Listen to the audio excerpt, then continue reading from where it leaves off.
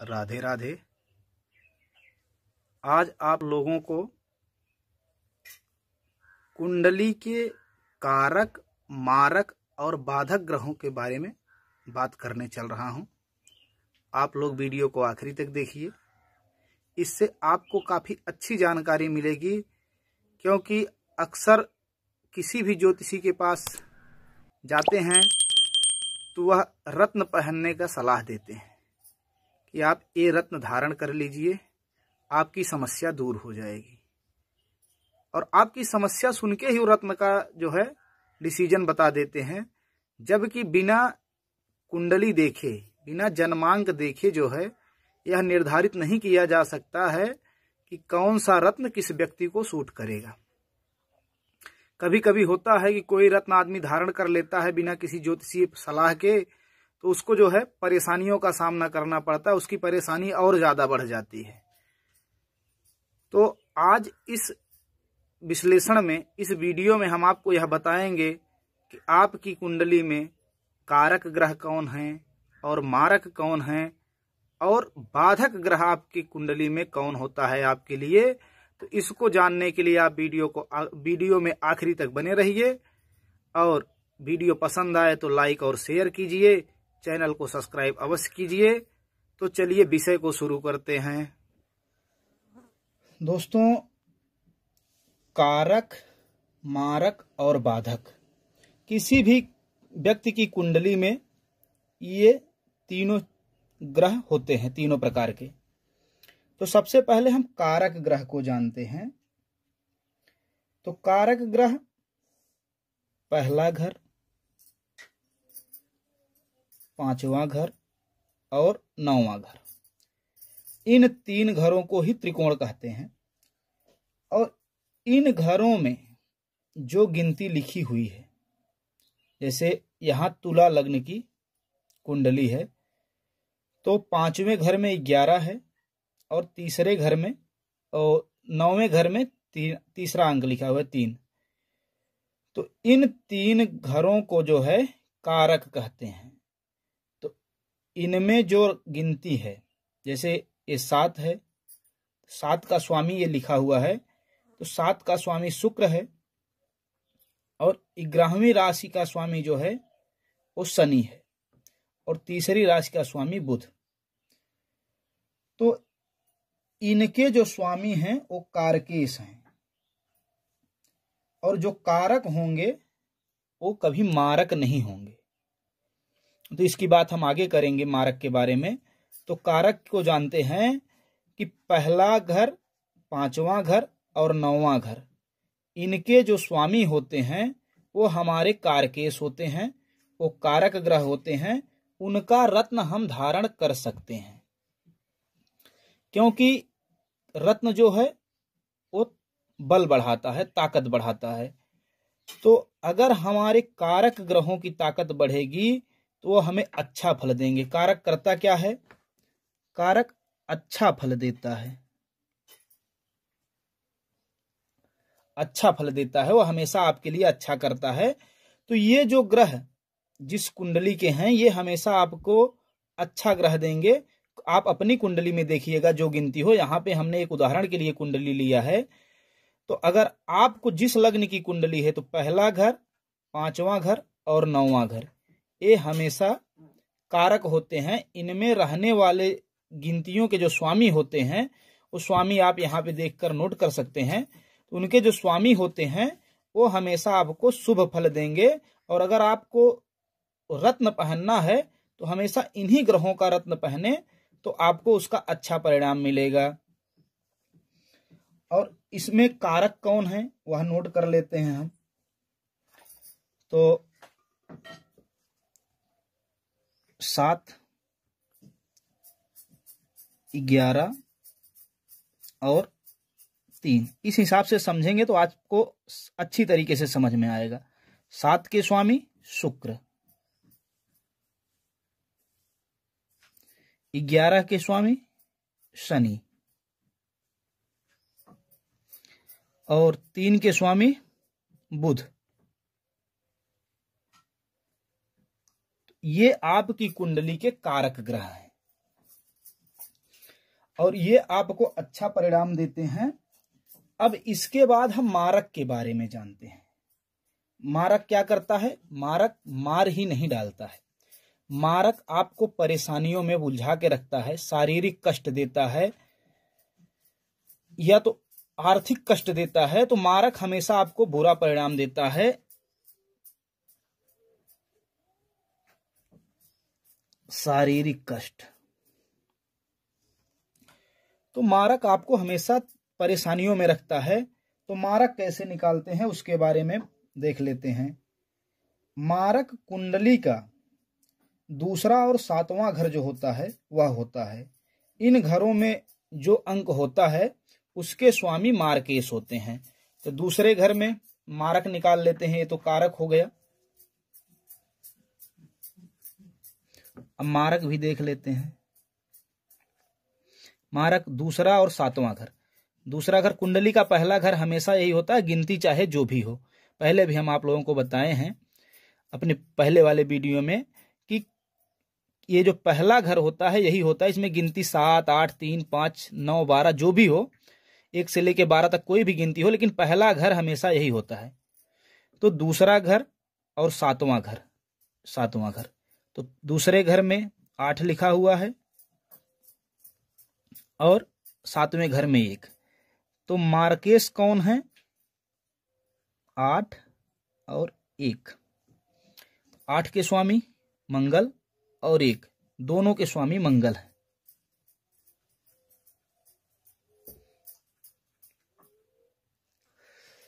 तो इस कुंडली में जो उदाहरण के तौर पे हमने लिया है, इसमें दोनों के स्वामी 1 हो गए हैं।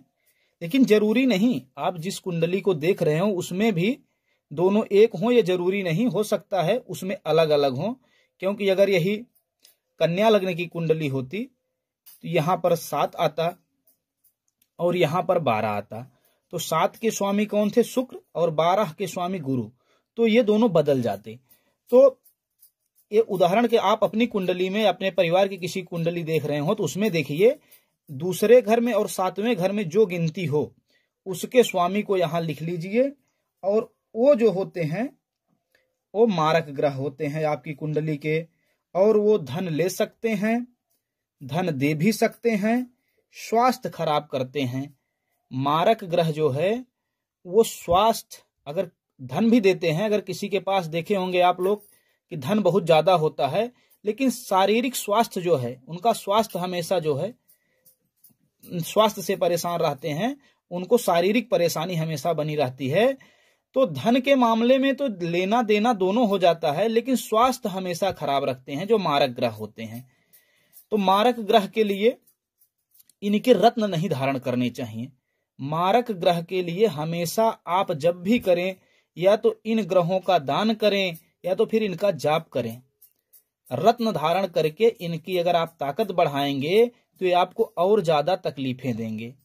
अक्सर आदमी यही चूक कर जाता है, जो व्यक्ति रत्न धारण करता है, अगर सही से ज्योतिषीय सलाह नहीं लिया है, परामर्श नहीं लिया किसी ज्योतिषी से, तो वो उस हिसाब से, ग्रह के हिसाब से रत्न धारण कर लेता है। और अगर वह आपकी कुंडली में मारक हुए, मार्केश हुए, तो आपको परेशानी बढ़ा देते हैं।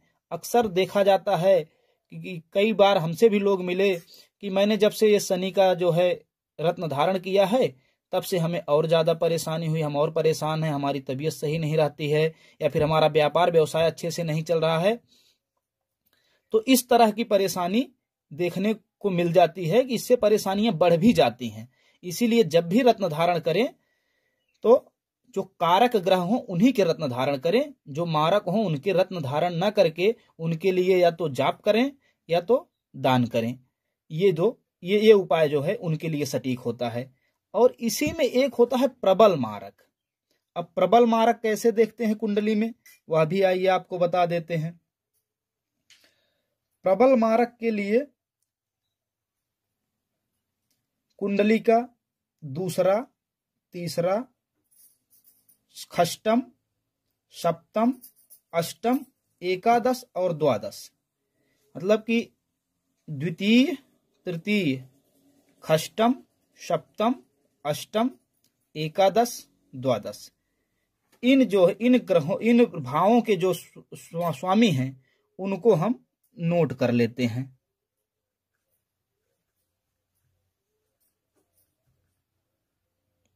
प्रबल मारक। तो दूसरे में क्या है? 8, 9, 12, 1, 2, 5 और 6। ये हुआ द्वितीय, तृतीय, षष्ठम, सप्तम, अष्टम, एकादश, द्वादश। इन भावों के पहले हम जो उनमें अंक हैं वो लिख लेते हैं। अब उनके स्वामी को उनके आगे लिख लेते हैं। ये प्रबल मारक निकालने का तरीका आपको बता रहे हैं कि आपकी कुंडली में प्रबल मारक ग्रह कौन से हैं। तो अष्टम के स्वामी मंगल हुए, मंगल, चलिए पूरा लिख लेते हैं, मंगल हुए। नवम के गुरु, द्वादश के भी गुरु, 1 के मंगल, 2 के जो है शुक्र, 5 के सूर्य और 6 के बुध। ये हो गया प्रबल मारक। प्रबल मारक में होता क्या है? जब मारक की महादशा व प्रबल मारक की अंतरदशा हो, या फिर प्रबल मारक की महादशा और मारक की अंतरदशा हो, तो ज्यादा सावधानी रखनी पड़ती है। इस समय जो है आपको ज्यादा तकलीफ मिल सकती है। और चारों केंद्रों को छोड़कर, केंद्र कौन से घर होते हैं? 1, 4, 7 और 10। केंद्र और त्रिकोण को छोड़ करके बाकी का देखते हैं। तो इसमें देखना क्या है कि मंगल 1 और 2 बार, मतलब ये मंगल 2 बार आया है, गुरु 2 बार आया है, शुक्र, सूर्य, बुध। शुक्र जो है कारक में भी आया है और बुध भी कारक में आया है। तो एक चीज आपको गौर करने की है, ध्यान देने वाली बात है कि जो ग्रह आपके कारक होंगे वो मारक में होने के बावजूद भी आपके कारक ही रहेंगे, वो मारक नहीं होंगे। तो यह बात आपको ध्यान रखनी है कि कारक ग्रह जो हैं वो मारक में होने के बावजूद भी वो कारकत्व अपना नहीं छोड़ेंगे, वो कारक ही रहेंगे, वो मारक नहीं होंगे। यह बात विशेष तौर पर नोट करने वाली है। और सूर्य 1 बार आया है, इसीलिए यह भी मारक में नहीं जाएगा, प्रबल मारक में नहीं। तो जो 2 बार जो ग्रह आए हों वो प्रबल मारक। इस कुंडली में मंगल और गुरु प्रबल मारक ग्रह हैं। तो जब भी गुरु की महादशा होगी, मंगल प्रबल मारक में भी है, मारक में भी है, तो गुरु की महादशा मंगल की अंतरदशा या मंगल की महादशा गुरु की अंतरदशा में आपको विशेष सावधानी रखना है। इस समय आप ज्यादा परेशान हो सकते हैं। और अब बाधक ग्रह के बारे में जान लेते हैं। बाधक क्या करता है? कोई भी काम होने नहीं देता है, रुकावट पैदा करता है। आप कोई काम कर रहे हैं तो वह पूरा नहीं होता है, कोशिश करते हैं लेकिन अधूरे पे रह जाता है। तो वह बाधक ग्रह जो होते हैं वो आपको तकलीफ देते हैं। बाधक ग्रह का निर्धारण करने के लिए सबसे पहले राशियों का निर्धारण करना पड़ता है और वह लग्न से देखा जाता है कि लग्न में आपके कौन सी राशि है। इस हिसाब से राशियां 3 प्रकार की होती हैं, चर, स्थिर और द्विस्वभाव। इसको भी नोट कर लेते हैं, समझने में आसानी होगी। चर, स्थिर, द्विस्वभाव। तो आपको यहां समझना क्या है, ये बहुत ही आसान तरीका है, उंगलियों पे हो जाता है। जैसे 1, 2, 3, चर, स्थिर, द्विस्वभाव। उसी के माध्यम से देखते चलिए। 1, 2, 3, 4, 5, 6, 7, 8, 9, 10, 11, 12, ये जो चर राशियां 1, 4, 7, 10 ये चर हो गई। 2, 5, 8, 11 स्थिर, 3, 6, 9, 12 द्विस्वभाव। तो इसमें समझने वाली बात क्या है, अगर आपके लग्न में चर राशि है, मतलब 1, 4, 7, 10 चर में से कोई भी आपका लग्न है, तो उसके लिए बाधक ग्रह जो होगा वो एकादश भाव होगा। ग्रहवा यहां से गिनेंगे तो 1, 2, 3, 4, 5, 6, 7, 8, 9, 10, 11 ग्रहवें घर में जो राशि होगी उसका स्वामी, जैसे 5 है तो 5 का स्वामी कौन है, सूर्य। इस कुंडली में सूर्य बाधक ग्रह है। अब सूर्य बाधक है, और अगर चर में हो गया, अगर स्थिर में, थोड़ा ध्यान से समझिएगा, है तो बहुत इजी लेकिन पहली बार दिक्कत होती है। स्थिर जो होता है, स्थिर में 2, 5, 8, 11, अगर इसमें कोई स्थिर राशि लग्न में है तो उसके लिए 9वां घर जो होता है वो बाधक ग्रह होता है। 9वां में जैसे 3 है तो 3 का स्वामी बुध है, तो बुध जो है बाधक होगा। अगर यहां कोई स्थिर राशि होती है तो वैसे स्थिर राशि होगी तो यहां 3 नहीं आएगा, जैसे यहां 2 हो गया तो यहां पे जो है 10 आ जाएगा। तो 10 का स्वामी शनि होते हैं, तो शनि जो है आपके बाधक ग्रह होंगे। और यदि लग्न में द्विस्वभाव की राशि है तो 7वां घर आपके लिए बाधक ग्रह होता है। 7वें में जो अंक होगा उसका स्वामी आपके लिए बाधक होगा। तो इसको समझने के लिए सीधी सी बात है, अगर चर राशि है तो एकादश भाव का स्वामी बाधक होगा, स्थिर है तो 9वें भाव का स्वामी बाधक होगा, और द्विस्वभाव है तो 7वें भाव का स्वामी बाधक होगा। 2-2 अंक नीचे आ जाता है, 11, 9, 7, और यहाँ पे चर, स्थिर, द्विस्वभाव। बस एक बार दिमाग में बैठाने वाली बात है तो समझ में आ जाएगा।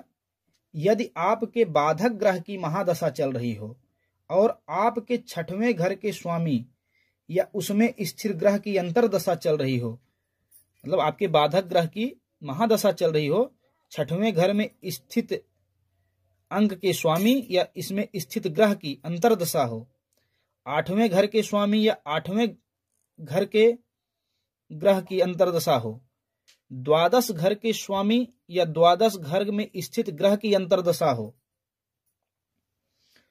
तो तकलीफ हो सकती है। तकलीफ होगी यह जरूरी नहीं है, क्योंकि उसके लिए कुंडली का विश्लेषण करना पड़ता है और ग्रहों की स्थिति भी देखनी पड़ती है। लेकिन एक बात तो है, इनमें से किसी एक की दशा में तकलीफ जरूर होगी, और ज्यादा करके 8वें घर के स्वामी या इसमें स्थित ग्रह की जो है अंतरदशा होती है बाधक ग्रह की महादशा में, तो तकलीफ होना स्वाभाविक हो जाता है। निश्चित ही आपको कुछ ना कुछ बुरे परिणाम देखने को मिलेंगे। यदि कोई भी बाधक ग्रह अपने घर में, जैसे इस कुंडली से समझते हैं, इस कुंडली का बाधक घर कौन सा है, एकादश। एकादश का कौन सी गिनती है, 5। 5 के स्वामी कौन है, सूर्य।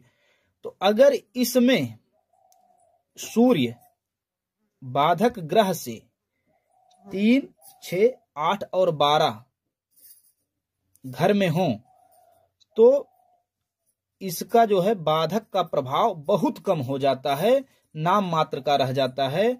तो सीधी से पहले यही इसी में उदाहरण के तौर पे देख लेते हैं। जैसे यह बाधक ग्रह एकादश है, तो यहां से तीसरा 1, 2, 3 अगर यहां पे सूर्य हो, 4, 5, 6 यहां पे सूर्य हो, 7, 8 यहां पे सूर्य हो, 9, 10, 11, 12 यहां पे सूर्य हो, तो जरूर बाधक का जो प्रभाव होगा वो निश्चित तौर पे कम हो जाएगा। उसमें आपको जो है परेशानियां जो है, आपका कम मेहनत में भी आपका काम सफल हो जाएगा। आप अपना काम संपन्न करने में काफी हद तक हल्की सी मेहनत करके अपना काम बना ले जाएंगे। उसमें बाधक ग्रह उतनी ज्यादा परेशानी नहीं देगा। तो यह तो हो गए आपके बाधक ग्रह से निवारण के लिए, मतलब अगर इस तरह से है तो आपको जो है सफलता मिल सकती है आसानी से, बहुत ज्यादा परिश्रम नहीं करना पड़ेगा। और यदि आप एक चीज और समझिए कि कभी कभी होता है कि लोग इसी अपनी कुंडली दिखा के अपने माँ बाप के बारे में, पत्नी के बारे में, बच्चों के बारे में भी जानना चाहते हैं, तो वह पूछ लेते हैं कि हमारी पत्नी के लिए कौन सी जो है, कहाँ पे रुकावट आ रही है या कुछ दिक्कत, या माँ के लिए कहाँ पे। तो अगर इसमें पूछ लिए माँ के लिए या पत्नी के लिए कौन सा बाधक है, तो पत्नी का भाव 7वां भाव होता है, लग्न से 7वां पत्नी का होता है। तो या इसमें पहले देखना होगा यही चर स्थिर द्विस्वभाव। तो इसमें कौन सी गिनती है? एक क्या है? चर है।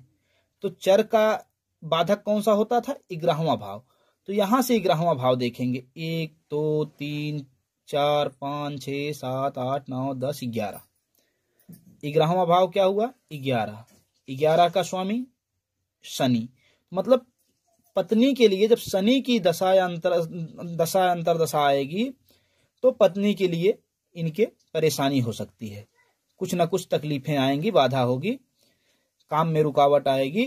तो इस तरह से आप, ये पिता का भाव है, ये माँ का हो गया, ये संतान के लिए है। इस तरह से अगर कोई अपने परिवार के बारे में जानना चाहता है तो हम यहां से भी समझ सकते हैं। वैसे हमने आपको काफी सटीक तरीके से बता दिया है। वैसे अगर आपको थोड़ा सा भी प्रयास किए होंगे तो आप इसको अच्छे तरह से समझ गए होंगे, और आप इसको एक बार दोबारा से भी जा करके देखिए, निश्चित ही आपको समझ में आएगा। तो आपको वीडियो कैसी लगी कमेंट करके जरूर बताइए। चैनल को सब्सक्राइब कीजिए, वीडियो को ज्यादा से ज्यादा शेयर कीजिए, लाइक कीजिए। दोस्तों नमस्कार। किसी भी तरह की ज्योतिषीय परामर्श के लिए, कुंडली एनालिसिस के लिए आप हमसे संपर्क कर सकते हैं। हमारे व्हाट्सएप नंबर पे हमें व्हाट्सएप करके आप अपनी समस्याओं के निवारण के लिए हमसे पूछ सकते हैं, और निश्चित ही आपकी जो है समस्याएं अपने ज्ञानानुसार विश्लेषण करके आपको जरूर बताई जाएंगी और उसका निवारण बताया जाएगा। धन्यवाद दोस्तों, नमस्कार, जय श्री राधे।